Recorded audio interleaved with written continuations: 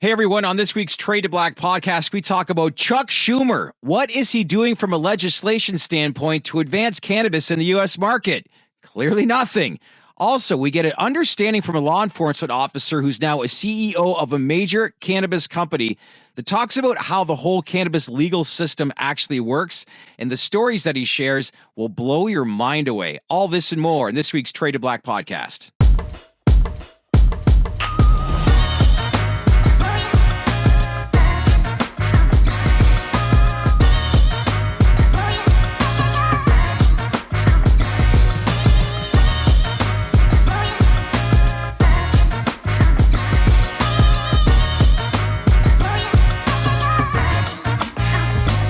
Hey everyone, welcome to this week's Trade to Black podcast. I am your host, Shad Dales. Before we get into this week's podcast, as usual, all views on the Trade to Black podcast, the guests on this podcast are per the opinion. You should not treat any opinions expressed by us or our guests as investment advice. The views on this podcast are solely intended to be informational and are not investment advice. I don't know if the timing was like that for Ben. I think it might have been under 10 seconds, but we'll see if we can get that faster. But before I introduce you, Ben, I want to bring in the chairman, founder, CEO of GLASF Brands. Kyle Kazan joins us, our guest of the week in the Trade to Black podcast. Kyle, it's great to have you on. How are things?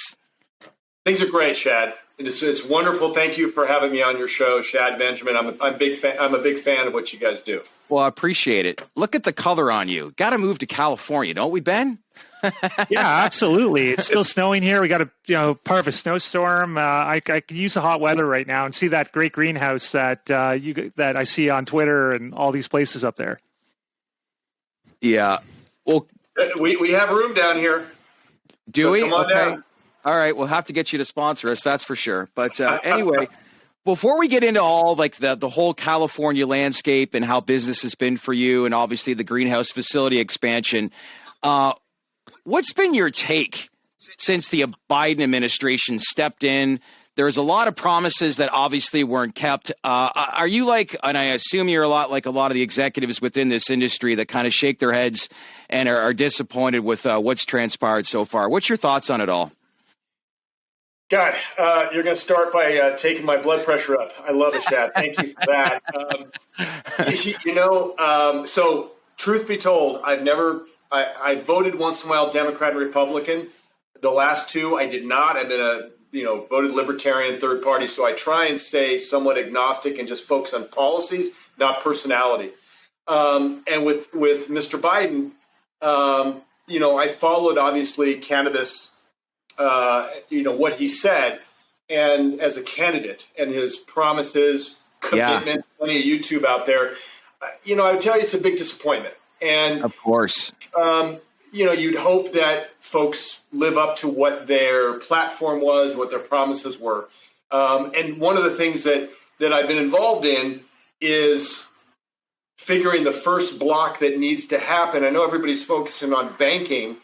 I'd love to see banking happen, but the parallel universe that I live in versus the thousands of cannabis prisoners serving life sentences for doing far less than what I do on a daily basis.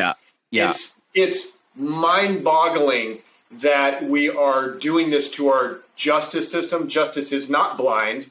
Justice is ugly.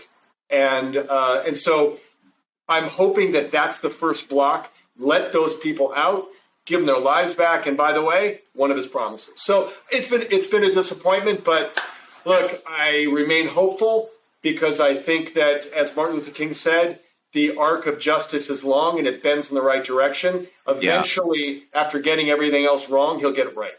Yeah. What's your thoughts, I guess, on, I look at it, doesn't it shock you to think we are in 2022 and like the life that we now live in, the progress that we've made, yet there's still people serving lifetime sentence. Like, this is ridiculous. Like, it blows my mind away. We're border, like obviously living in Canada, and we travel to the States and do a lot of work in the States and, that sort of thing and communicate to a lot of people. However, it's just something I can't understand and relate to, but it's got to be mind boggling to think like where we are still and how much longer or further we have to develop, for the overall health of this industry, right? Chad, you're absolutely right. And when you said it's ridiculous, I think that I oftentimes search for the right word. It's ridiculous, it's tragic, it's immoral, and watching the political games go on. And from my background, I was in law enforcement, so I know a little bit more than the average bear about the way the system works. Even I didn't know that there's like a hidden secret of injustice. And so there's a man by the name of Parker Coleman, who's 36 years old. Yeah. I needed to personalize the nebulous, if you will, thousands of mainly black and brown people that are just getting crushed by this system through this injustice. And so I reached out I was introduced to Parker and his family and said, if I can highlight Parker, and I will work to get him out and will not stop until his life is given back through a full pardon. Yeah. And so I think about him all the time. So it's become personal. I've been to Parker's family home with his mom and dad in South Carolina. We have some videos that are coming out to highlight this. I think if more Americans knew that Parker Coleman, let's use his case because it's a good sample case. He's already served 11 years for a nonviolent cannabis crime. He has 50 to go. And he's serving it in maximum security with rapists and murderers who have less time to go than he does. When people hear that, including others in law enforcement, they go, "What?" And that's the point. Yeah. So then when the fact that Chuck Schumer knows this, the fact that Cory Booker knows this, and they let the president get away with this, and in fact, and this is the cynical side, and I know this pisses off other folks when I say this, when I see Chuck Schumer come out with this grand bill, he knows it's not going to pass. He knows there's no chance because I don't think he wants to put it on Biden's desk. And so, interesting. But they could force the change in him. They could do it. And I look at it and I say, how do they do that? They could put it on his desk and force him. And now if he vetoes it, that caused a real split in a Democratic Party right now that's struggling for any kind of positive news. No kidding. And also his advisors, I will tell you, I sit on the board of Mission Green, working with Weldon Angelos, amazing human being, also suffered from the war on drugs greatly. And we're working hard with the Biden administration and Jim Cole and folks from the Obama administration that sync much better than, say, the Trump administration with the Bidens. And I would say I believe we're making progress. Yeah. And I'll just leave it at that. Kyle, there's nothing to... Just to backtrack there for a second on what you said about Chuck Schumer, that they don't want to actually bring this to Biden's desk. Do you really believe that? Are you saying that basically, why would they be putting legislation out there that they know that's not going to pass? And a lot of analysts believe this as well. Like almost nobody believes that this has a chance, the CAOA Act. Why would they be putting that out there and posturing if they didn't actually intend to, have the bill, go through? Well, not to get too far afield. My bachelor's degree is in history. It's one of the things I love to listen to history, watch it on TV. And if you want to see, and let's just focus on a party side, a Democrat administration that knew how to get stuff done, hard stuff done. It was the Johnson administration, Lyndon Johnson administration. He passed the Civil Rights Bill of 64, 65, and 66. He would not bring a bill. And by the way, I work with local cities, counties, state. I'm used to working with politicians. The Linwood City Council, a city you've never even heard of, just one of the cities here, they would not bring something to the floor without knowing it was going to pass. They don't do that. So when I watched them bring the voting rights bill, I was like, well, man, they must have the votes. I didn't think they would, but they must have it. And they didn't. I just said, my God, it's amateur hour right now with those folks. They control, the branches of government. What are they doing? Right. So then when it comes to cannabis, I listen to what Jen Psaki says, and she's basically saying that he doesn't support this. I'm going, that flies in the face of candidate Biden, so I guess we're going to lie. And then I watch the maneuvers, and Chuck Schumer is a polished politician. Even though I just said it's amateur hour, he's not new to this game. He knows what he's doing.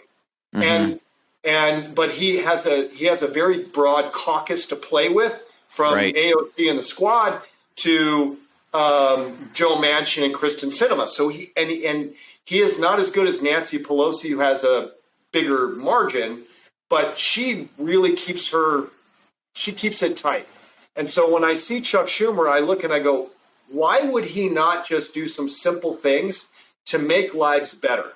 And he was out there front and center during the whole George Floyd, things, saying the right things, blacking out his screen on social media. But when it's really time and the rubber meets the road, nothing. Like, and that was the thing that I remember when we had riots here in Los Angeles. Not my first time. 92, Rodney King. I was here. I was working in South Central. And I remember I was like, I saw the placation. And a lot of my younger employees were really angry. And I said, guys, this is the old guy. Yeah. I watched the ribbon cutting and then drive by when I was a special ed school teacher in South Central Los Angeles. And I'd see that ribbon there 6 months later on the ground. They had their news thing and it was done. And it was just straight placation. Yeah. And I said, I think we're going to see that again because it just happens. Yeah, and you see it on social media a lot too. You see it on social media a lot where Schumer or his staffers put out the same messaging. It's just platitudes over and over. It's all platitudes and no action. Sort of like all hat, no cattle, right? To use another expression. It's just and you're right. And what Coach Raveling did just like days after the world kind of exploded, he was on the Tim Ferriss podcast. So I listened to the Tim Ferriss podcast. Coach Raveling is somebody that's a mentor of mine, one of our board members, somebody I meet with probably quarterly for dinner, and he is a wealth of just knowledge and perspective, even especially when things are tumultuous. And he said his advice when he was asked to everybody out there in this moment is to commit to be an agent for change. That's real change. Yeah. And so that's where I said to myself, from being an advocate for legalization and ending the war on drugs, not just cannabis, for many years, that's been one of my roles. I said that's what I'm going to do. And I said, I just need to find the right cause. And that's where Parker Coleman, and it threw me in where I said, and I didn't black out my screen on social media because to me, I just felt that was all symbolism with no substance. And I'm not trying to denigrate because it's better than nothing. But getting Parker Coleman out of prison is something. Yeah, of course. My goal is to be at the back of the line at that prison in Texas after he's hugged his family and everything, and just give him a hug and say, "We did this. That's great. We ended this injustice. It's crazy." So it's something that I have to look in the mirror because remember, my job. I mean, I've got my ticker up here. I watch the ticker of the other stocks. My job is to drive shareholder value. Yeah, that is my job. I'm a fiduciary to make as much money as I can for my investors, for the company, and to make strategic decisions. While I'm violating the same exact federal law that has not changed, that people are serving life sentences for. How do you look in the mirror when you're focused on driving investor value, yet breaking that law, and people are just trying to survive another day in prison? So as a human being, I can't. It's hard for me to live like that. So that's why if I seem passionate, it's real. Yeah, I can see that definitely. Let's look back or scroll back a bit here. You were in law enforcement. I know we could be here all day trying to get an answer from you, but how does the system work? You've talked about, examples of people like have served already 11 years, 11 years. That's incredibly sad. And 50 more years to go with. So how, common sense obviously gets thrown out the door because obviously something corrupt is happening. So how does the system work? So I was in law enforcement that was my power was within the state of California. So, Okay.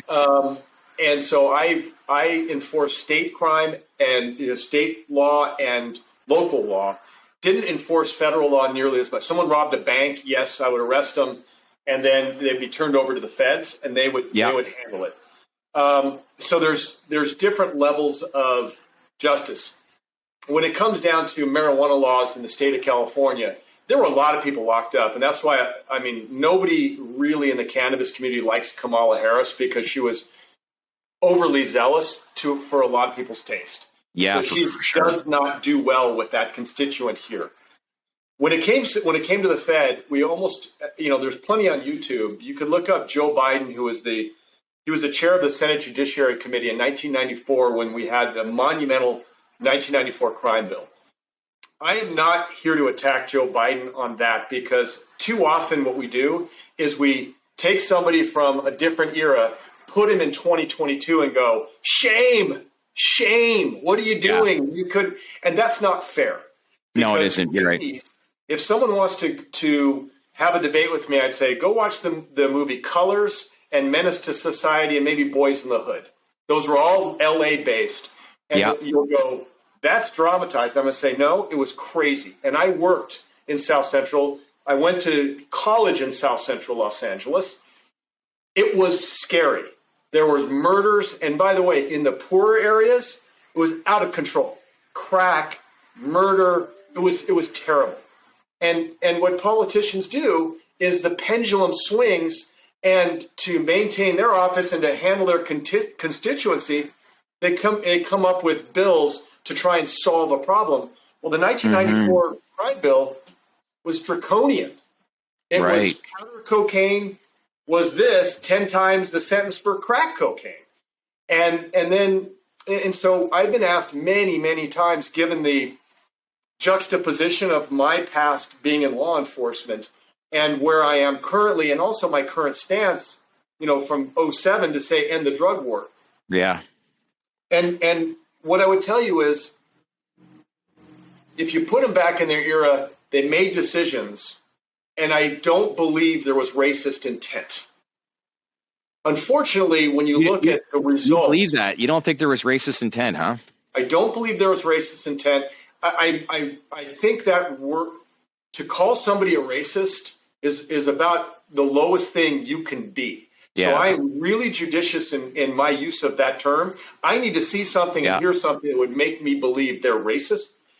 But when you look at the results of what happened with that, you can't just look at the numbers and go, okay, turned out to be racist results. Yeah. And we need to fix this. So now, if a politician sees the results, and there are some people like Joe Biden that were part of it, and they don't do something to fix it, then I don't have as good a defense for them. And I might not defend them if someone goes, well, now what do you say? Yeah. If they're not willing to fix it and they know it's obvious, could be racist. I got to tell you, I'm not saying this podcast is over, but this whole subject we just explained to us is a podcast in itself. But I almost forgot what we wanted to talk about. This has been so educational and informative on just the landscape, obviously with your background, and most importantly, kind of giving us an idea of obviously what you experienced within the state of California. So let's talk about the state of California. The department, let's begin with the California Department of Cannabis Control. And the fact that they're proposing changes to the state's cannabis industry regulations that includes packaging, consumption lounges, medical devices, amongst other things, which are sweeping changes. So what's your thoughts on all this, and what kind of, opportunities that present for businesses like yourself? So we have to remember we're in a nascent industry, and California is the largest market right now in the world, just by itself. It even dwarfs Canada. Yeah. And it also, because cannabis is home in California, I would say it's like tequila to tequila Mexico, champagne to champagne France. because we've had such a long history of growing cannabis. We talk about, the Emerald Triangle. And because of that, we have an illicit market that's even dwarfs the largest legal market in the world. And so, where people are very critical of the government here, and I am no different. When I see something, I'll say something, especially in Los Angeles. Los Angeles city government it seems like they want to try every wrong thing before they decide to try something right. When it comes to the state of California, Governor Newsom appointed Nicole Elliott. I've had the pleasure of meeting Nicole. Okay. I think her head and her heart are in the right place, and I think she understands the challenges that she has. So these movements, I think, are good steps in the right direction. Also, I would tell you that I believe that the cultivation tax will go away this year. July 1, I think that goes away.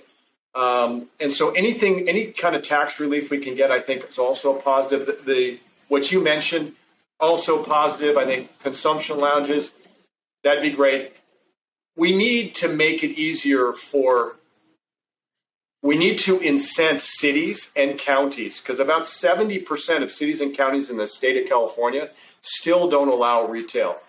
And I would tell you that the overwhelming majority of Californians have voted for legalization. And so they need access. That makes it harder for us. If there's only 1,000 outlets in the entire state, it's pushing people to purchase from the illegal market. Yeah. And so more needs to happen, but I'm optimistic, and I like Nicole on a personal level and respect her on a professional level. Now, Kyle, just to drill down a little bit more on the tax situation, can you give some perspective on how high the tax burden is in the state of California, which, like you said, is the largest market in the world, and what kind of effect will removing the cultivation tax have for the legal market? Because obviously, there's an unfair competitive advantage right there with the illicit market, which is not subject to those taxes. I know excise taxes would be replacing that, and I think they would move higher, 1% in 2024, 2025. So there is some trade-off, but how big will removing the cultivation tax be for the legal market? You talk to the folks in the state, and I'm as you can imagine, I'm well connected with my cohorts that are in the business. I would tell you, you buy something. These are some of our infused pre-rolls. You buy any product. I sort of rule of thumb and say, I think by the time you add in all the tax, it's about 50%. So wow, it's 50%. It's something like when you add in a lot of the local, by the time you're done adding it all in, it's very expensive for us to play in this game. The cultivation tax will help. I don't think it's going to help us. We're not just cultivators; we're vertically, so we'll feel it. But I think that gets immediately passed on to the market. I don't think any one group, cultivators, will feel it. It's going to come off the price. And yes, they're going to future excise. They wanted to make this revenue neutral, if you will. So I know that San Francisco has paused their sales tax. And so any of those kind of maneuvers certainly help make us more competitive. The reason why Graham and I decided when we saw in October 2018, the first time we walked this massive farm that we ended up buying, this 5.5 million square foot greenhouse facility, was we said, how can we take the price down to compete against the illicit market? Right. How do we, as Apple Music, how do we compete against Napster? And we thought the best thing we could do is just lower our costs. And so that's the whole reason. That was the genesis of because we didn't buy it in 2018. We couldn't have afforded it. We couldn't. To us, it was a pipe dream. But we knew if we could get our hands on this and execute correctly, it would be a game changer. No one would be able to compete with us. Okay, so low cost. You're saying. 1 second, Ben. Was like when you're in a controlled environment, like a greenhouse facility. Is the cost that much lower than being like in an ideal climate area like where you're situated in California? So the nice thing about a greenhouse, because I guess if you ask me that almost in a comparison to say an outdoor, right? Like let's say you could just grow outdoor. I would say this: tomatoes. Let's use tomatoes as an example. A lot of what's grown, including right now 3 million square feet.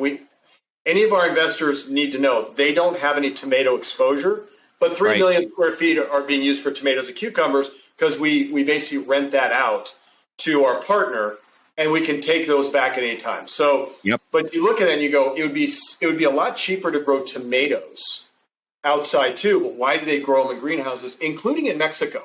So anything that you get at Costco, Sam's, or Walmart are grown in greenhouses.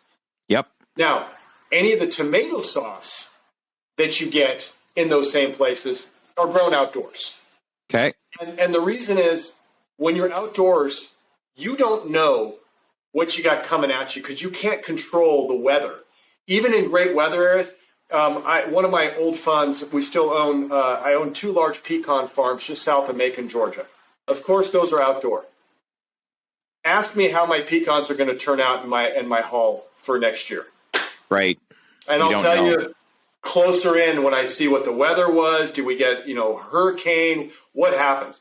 If I had those in greenhouses, I'd be able to tell you with pretty good certainty what it would look like. And also when it comes to tomatoes or more importantly, cannabis, when I'm outdoor, I get 1 to 1.5 turns a year. Right. When I'm in a greenhouse, I get 5 to 6. Right. So now when it comes to what's in an edible, might as well go outdoor. Because typically I think that will work. And also perhaps a pre-roll. A lot of the ones like even Jetty, they favor indoor right now. Jetty is the largest infused pre-roll company in our state. They're absolutely crushing it. And I would tell you, they still grow in some controlled environments. So when it comes down to it, I think ultimately outdoor with auto flower, that will be cheaper than growing in the greenhouses, but not by much. We are committed, and that's why the auto flood floors, some of those things, that means we get to touch the plant less. And my partner Graham, I come into this equation with certain skills, mainly private equity, building companies, and helping to put the train tracks down to run a company. Graham, who also is good at some of those things too, by the way, but he's a tech guy. So to him, Moore's law is twice as fast, half the cost, twice as fast, half the cost, because that's how you survive in a tech company. And so it almost feels like, and forgive the 80s references since we were talking about 80s basketball before we started the show. I sometimes feel like Marty McFly and looking at Doc Brown. When I show up there and he's in his element, like it's almost like he plunks something in my head and I'm like, why do we have pink lights over these plants? Yeah. And he's like, oh, God, you got to see this. And I'm like, God, I love that, man. This is great. And he's always trying new things. And he's like, so it's those kind of things that is just for our consumer. We want to maintain that craft quality.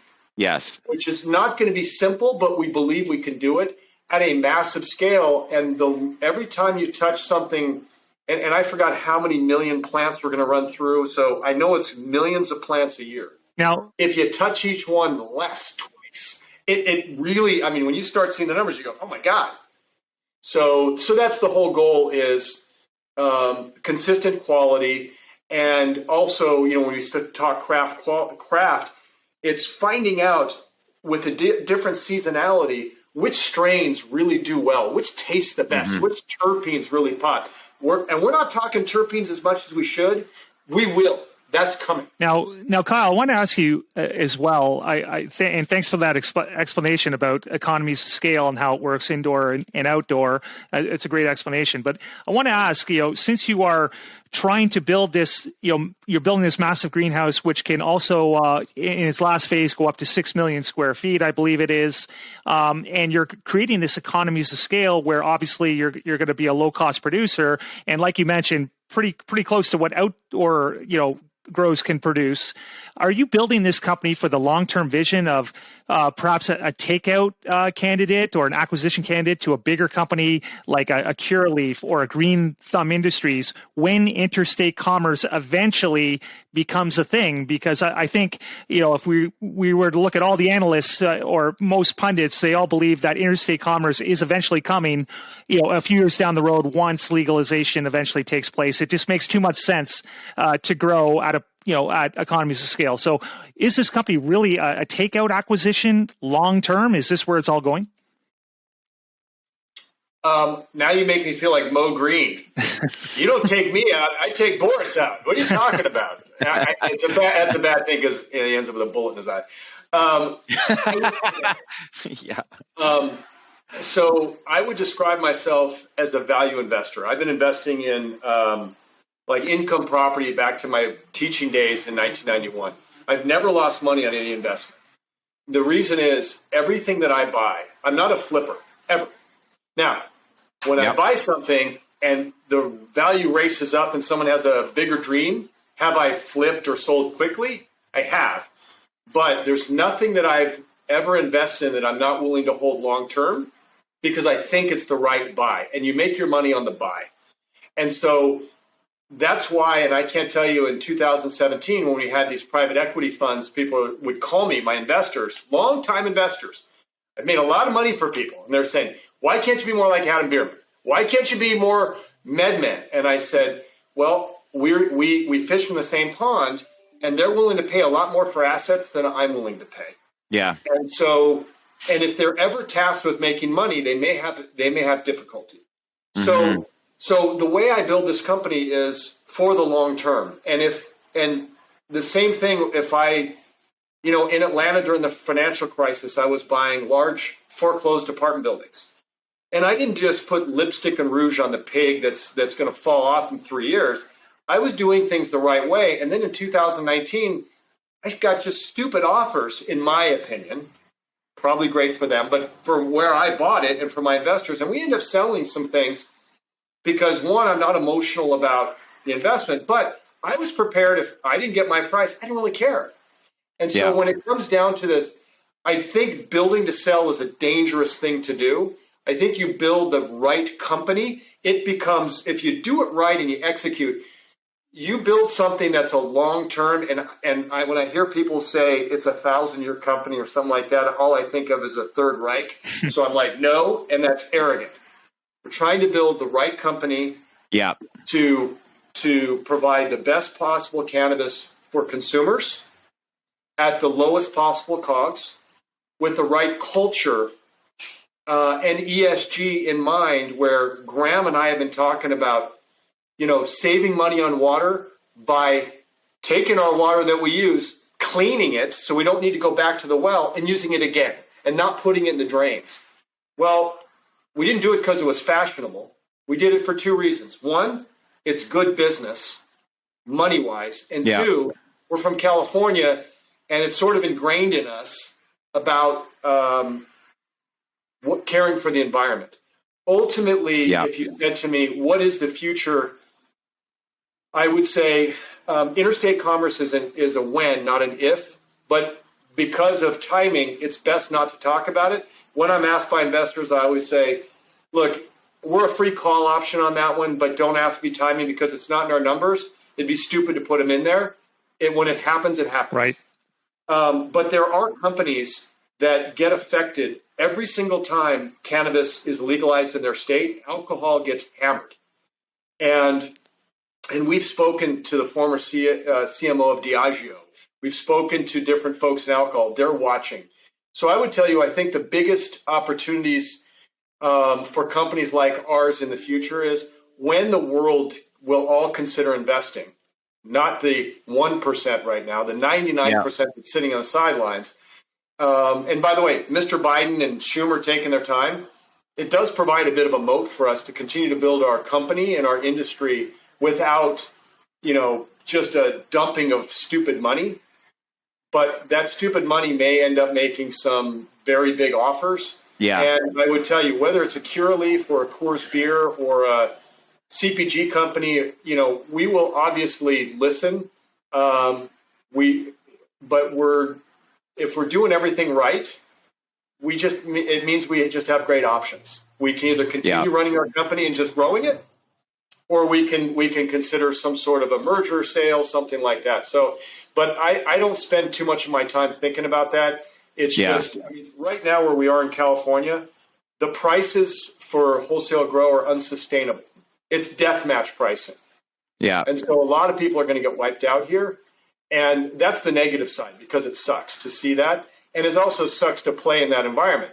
That said, I've never been a buyer of, again, commercial real estate's my background.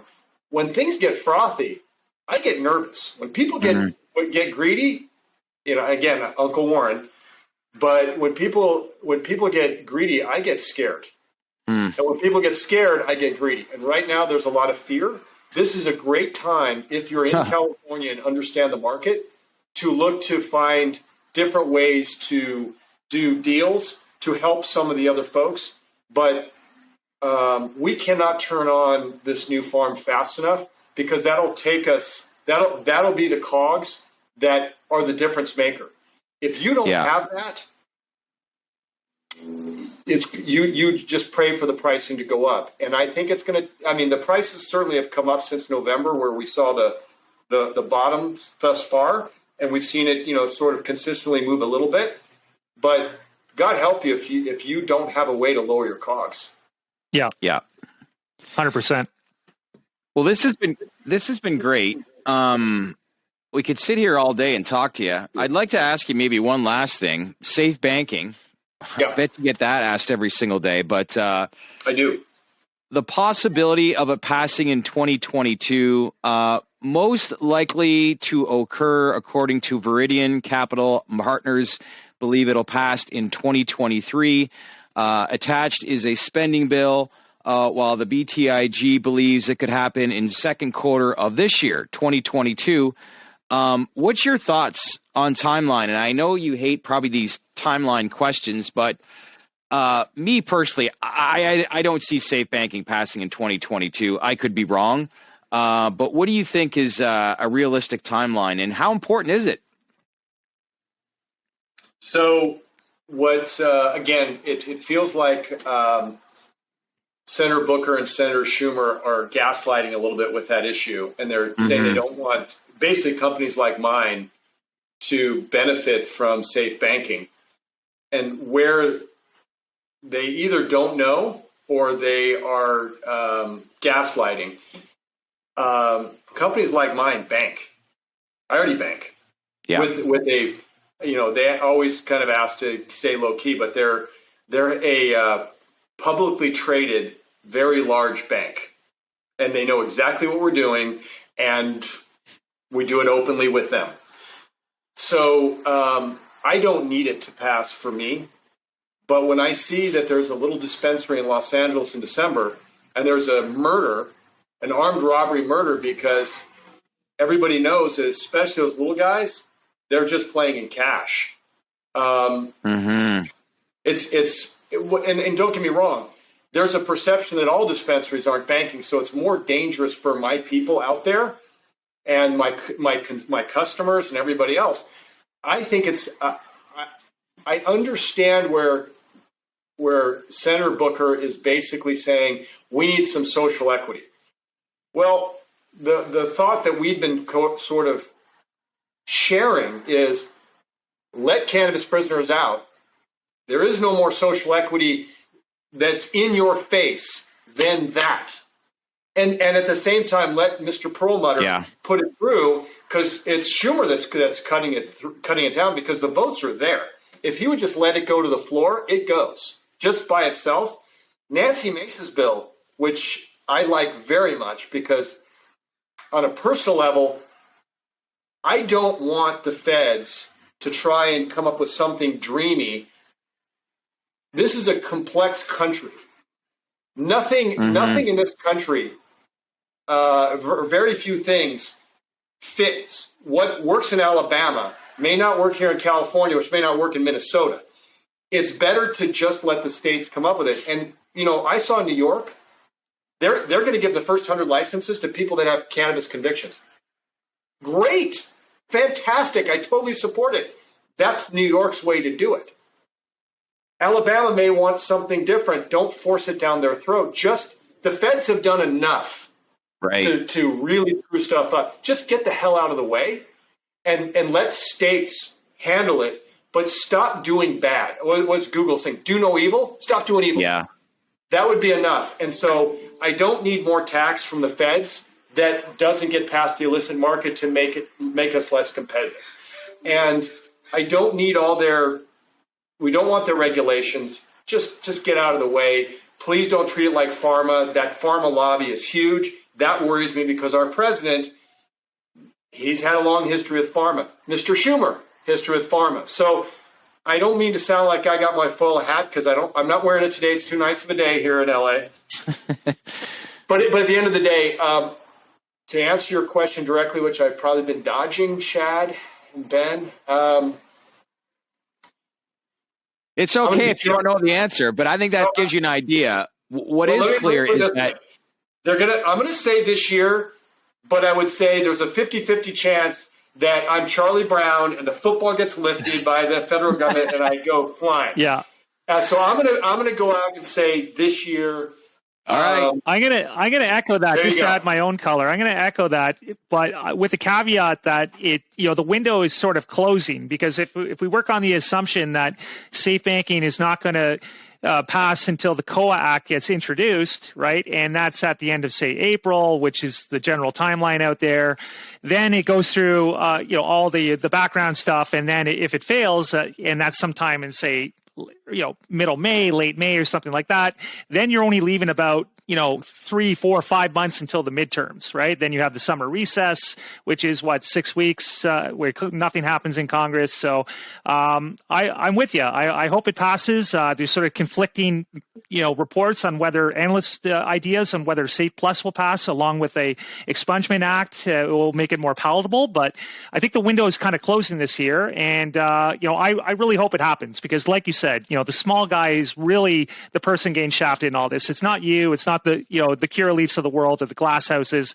It's mom and pop's dispensary who can't get a true inventory because there is no safe banking, right? Yeah. So I think you're 100% right. 100%. I will see that. Remember, it can get slipped into an omnibus bill.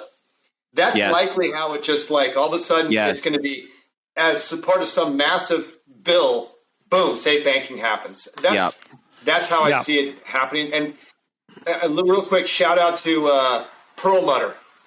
I'm sad to see him go. I'm hoping he just sticks it in. Yeah.